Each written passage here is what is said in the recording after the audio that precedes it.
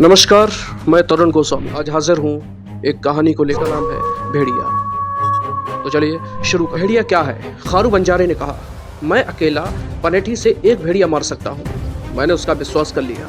खारू किसी चीज़ से नहीं डरता और हालांकि 70 के आसपास होने और एक उम्र की गरीबी के सबक से वह बुझा बुझा सा दिखाई पड़ता था, पर तब भी उसकी ऐसी बातों का उसके कहने के साथ ही यकीन करना पड़ता था। उसका असली नाम इफ्तिकार या कुछ शायद ऐसा ही था, लेकिन उसका लघुकरण खारू था। उसके चारों ओर दुर्भेद्य कठिनता थी। उसकी आंखें ठंडी थीं और जमी हुई थीं। घनी सफ़ेद मूछों के नीचे उसका मुंह उसका अमानुषीय और निर्दयी था, एक चूहेदान। जीवन से वह निपटारा कर चुका था।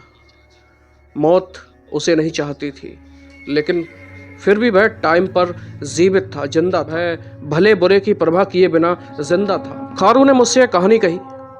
उसका वह तरीका जिससे उसने कहानी कही मैं शब्दों में नहीं लिख सकता, लेकिन फिर भी मैं ये कहानी सच मानता हूँ। इसका एक एक लफ्ज़ सच है। मैं किसी चीज़ से नहीं डरता। हाँ, सिवा भेड़िए के मैं किसी चीज़ से नहीं डरता, खारू ने कहा।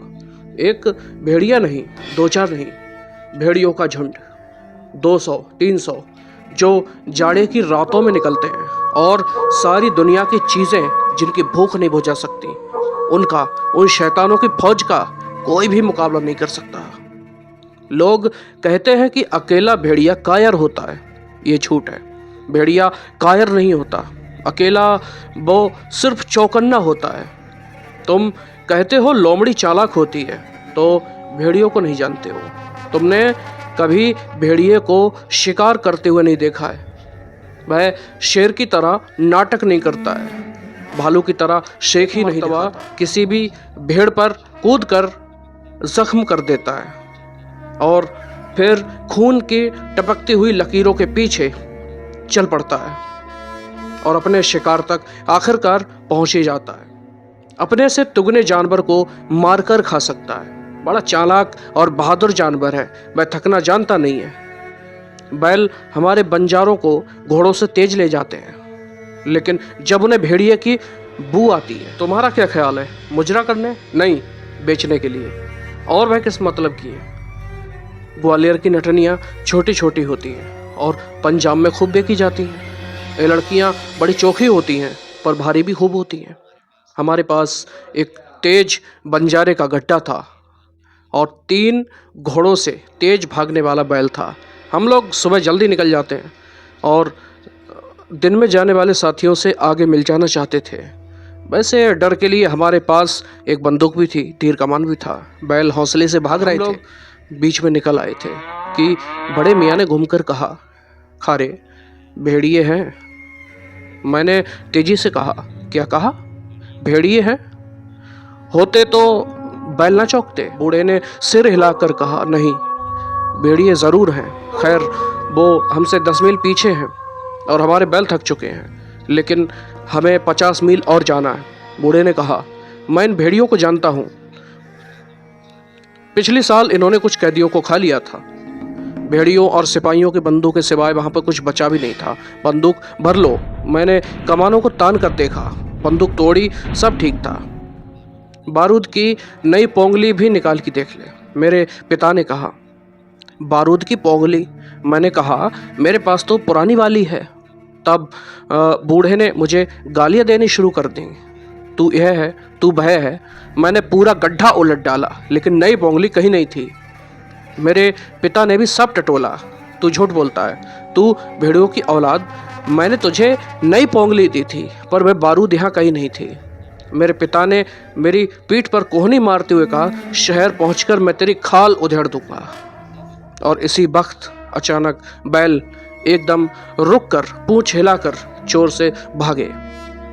मैंने सुना मीलों दूर एक आवाज़ आ रही थी, बहुत धीमी, जैसे खंडरों में भी आवाज़ आती है, हवा की आवाज़।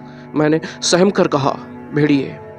मेरे पिता ने नफरत से कहा और बैलों को एक साथ किया, पर उन्हें मार की ज़रूरत नहीं थी। उन्हें भेड़ियों की गंध आ चुकी थी। वे जी तोड़कर भाग रहे थे। दूर मैं एक काले से धब्बे को हरकत करते देख रहा था। वो सैकड़ों मील के चपटे रेगिस्तानी बंजर में तुम बहुत सारी चीजें देख सकते हो, और दूर उस बादल के धब्बे की तरह थे। मैं देख रहा था। बूढ़े ने कहा, जैसे ही भाई नजदीक आ जाएं, मारो, एक भी तीर बेकार होया तो मैं कलेजा निकाल दूंगा। और तब उन 3 लड़कियों ने एक दूसरे से चिपक कर आंसू बहाना शुरू कर दिए। चुप रहो, मैंने उनसे कहा। तुमने आवाज़ निकाली और मैंने तुम्हें नीचे ढकेला। भेड़िया बढ़ते हुए चले आते थे। हम लोग पथरीली धरती पर उड़ रहे थे, पर भेड़िए बंदूक संभाल कर बैठे। मैंने कमान संभाली। मैं अंधेरे में उड़ते हुए किसी भी चीज का शिकार करता था, और मेरा पिता किसी भी चीज पर निशाना लगा देता था तो खत्म। अचानक मेरे पिता ने गोली चलाई और भेड़िया गिर गया। बैल पागल होकर भाग रहे थे। हवा में उनका मुंह का फैन उड़कर हमारी ओर गिर रहा था। वे बहुत तेजी से रमा रहे थे, पर भेड़िए नजदीक आते जा रहे थे। गिरे हुए भेड़ियों को वे बिना रुके खा लेते थे। वे उनके ऊपर तैर जाते थे। मेरे बाप ने मेरे कंधे पर बंदूक की नली रख ली थी। मेरी गर्दन पर अब तक जले का दाग है। मैंने 16 तीरों से 16 भेड़िए गिराए और बूढ़े ने 10 मारे थे, पर तब भी भेड़ियों का झुंड बढ़ता ही आ रहा था। ले बंदूक ले, मैं बैलों को देखूंगा। उसका ख्याल था कि उसके बैल उससे भी तेज भाग सकते हैं, लेकिन यह ख्याल गलत था। दुनिया के खोए बैल उससे तेज नहीं भाग सकते थे।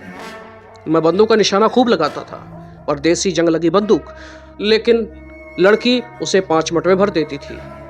मैं बंदूक भरती थी, मैं निशाना लगाता था। अचोक मैंने 10 और गिराए। धाएं धाएं धाएं धाएं। जब सारी बारूद खत्म हो जाती है तो भेड़िए कुछ थक चुके थे। मैंने कहा कि अब वे पिछड़ चुके हैं। बूढ़ा हंसा। वो इतनी सी बात से नहीं पिछड़ सकते, लेकिन मैं मरते मरते कह चलूंगा कि 7 मुल्क के बंजारों में खारों से खारा निशानेबाज नहीं है। मेरा बाप बुढ़ापे में बड़ा हंसमुड़ हो गया था। कुछ भेड़िए पीछे रह गए थे, उन्हें कुछ खाने को मिल गया था। सब चट करते जा रहे थे। बैलों पर कोड़ा बोल रहा था। कुछ मिनट बाद ही उन्होंने हमारा पीछा फिर से शुरू कर दिया। वे 200 गज पे रह गए और बढ़ते ही आ रहे थे। मेरे पिता ने कहा, सामान निकालकर फेंको, गड्ढा हल्का करो। एक बार ठोकर खाकर गड्ढा चकराकर चला। पूरे बंजारों में एक गड्ढारा अफसर था। सारा सामान फेंक कर हमने उसे अलगा कर दिया, पर तुरंत ही वे वापस आ गए। भेड़िए आ चुके थे। बड़े मियाँ ने कहा, अब तो ये बैल खोल दो, ये गड्ढा खींच जाएंगे। तब एक नटनिया फेंक दो। मैंने उन 3 में से एक नटनिया को, जो सबसे मोटी थी, उसे फेंक दिया। ग्वालियर की नटनिया। पहले वो भागी, फिर ये जानकर कि भागना बेकार है और पीछे मुड़कर भेड़िए की टांग पकड़ ली। पर इससे फायदा क्या था? मैं एकदम नजर से ओझल हो गई, जैसे किसी कुएं में गिर पड़ी हो। गड्ढा हल्का होकर और आगे बढ़ा, पर भेड़िए फिर लौट आए। दूसरी फेंको, बड़े मियाँ ने कहा। पर अब की मैंने कहा, आखिर क्या हम लोग सैर करने के लिए मारे मारे फिरते हैं? एक बैल ना खोल दो। मैंने एक बैल खोल दिया। मैं पीठ पर पूंछ रखकर भागा। मेरे बाप की आंखों में आंसू भर आए। बड़ा अच्छा बैल था, लेकिन हम बच तो गए। लेकिन तभी फिर से गोल वापस आ गया। भेड़ियों का झुंड। मेरी हथेली में खून चला आया, पर भेड़िए पानी की तरह बढ़ते चले आ रहे थे और हमारे बैल मर के गिरना ही चाहते थे। दूसरी लड़की भी फेंको, मेरे पिता ने चीख कर फिर से कहा। उन दोनों में बांदी भारी थी, तो कुछ सोचकर कांपते हाथों से अपनी चांदी की नथनी उतारने लगी थी। और मैंने शायद बताया नहीं, वह मुझे कुछ अच्छी भी लगती थी, इसलिए मैंने दूसरी से कहा, तू निकल। पर उसको तो जैसे फाजिल मार गया था। मैंने उसे गिरा दिया। जैसी गिरी वैसी ही पड़ी रही। गड्ढा और हल्का हो गया और तेज दौड़ने लगा, पर 5 ही मील में भेड़िए फिर से वापस आ गए। बड़े मियाँ ने गहरी सांस ली, माथा पीट लिया। अब क्या करें? भीख मांगकर खाना बंजारों का दीन है। हम रईस बनने चले थे। मैंने बांडी की तरफ देखा, उसने मेरी तरफ। मैंने कहा, तुम खुद कूदोगी या मैं तुम्हें धकेलूं? उसने चांदी की नथ उतार कर मुझे दे दी और बाहों से आंखें बंद किए कूद पड़ी। गड्ढा बिल्कुल खाली हो चुका था, पर बैल बेहद थक चुके थे। बस्ती तक पहुंचने के लिए अब भी 30 मील बाकी थे। मैं बंदूक के कुंदे से उन्हें मार रहा था, और भेड़िए फिर लौट आए। मेरे पिता के मुंह से पसीना टपकने लगा। लाओ दूसरा बैल भी खोल दे। मैंने कहा, यह मौत के मुंह में जाने जैसा है, हम दोनों लोग मारे जाएंगे, हमें या तुम्हें किसी को तो बचना चाहिए। तुम ठीक कहते हो, उसने कहा। मैं बूढ़ा आदमी हूँ, मेरी जिंदगी खत्म हो चुकी है, मैं कूद जाऊंगा। मैंने कहा, मैं जिंदा रहा तो हर एक भेड़ियों काट डालूंगा। और मेरे पिता ने इतना सुनते ही मेरे दोनों गाल चूमे, हाथों में बड़ी बड़ी छुरियां ली। मैं नए जूते पहनूं, मैंने 10 साल पहनता, पर देखो तुम इन्हें मत पहनना, मरे हुए आदमियों के जूते नहीं पहने जाते, तुम इन्हें बेच देना। उसने जूते खींचकर गद्दे पर फेंक दिए और भेड़ियों के बीचों बीच कूद पड़ा। मैं पीछे घूमकर नहीं देखा, लेकिन थोड़ी देर में उसे चिल्लाते सुनता रहा, यह ले भेड़िए की औलाद, भेड़िए की औलाद। और चट चट मैं ही किसी तरह भेड़ियों से बच गया। उसने डरे हुए चेहरे की तरफ देखा और जोर से हंसा और खकार कर जमीन पर थूक दिया। खारू ने कहा कि मैंने 260 भेड़िए और मारे। एक अनहोनी सी आ गई और वह भूखा नंगा उठकर खड़ा हो गया। तो दोस्तों, कैसी लगी ये प्रस्तुति कमेंट बॉक्स में कमेंट करके ज़रूर बताइए। अगर आप किसी टॉपिक पर वीडियो चाहते हैं तो कमेंट में ये भी ज़रूर लिखना मत भूलिएगा। मिलते हैं अगली कहानी में, तब तक के लिए नमस्कार।